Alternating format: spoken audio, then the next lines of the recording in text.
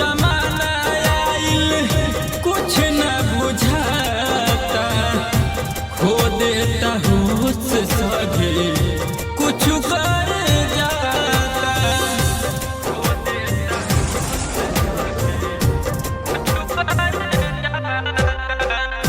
कैसन जमाना आइल कुछ न बुझाता, खो देता होश सगे कुछ कर जाता।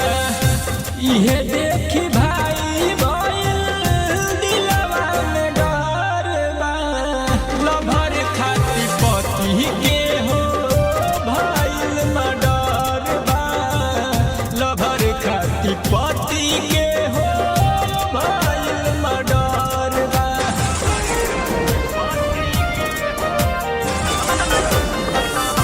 कहा कहीं सरवन देखा कैसन जमाना बा, केहू मरता हरे केहू पे केहू के दीवाना बा।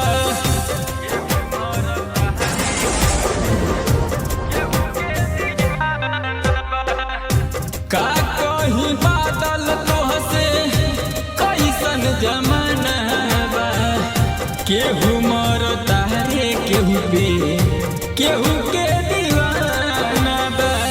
सुन केहू करत नाही केहू बेरहम बा, प्यार खातिर पति के हो भइल मर्डर बा, प्यार खातिर भाई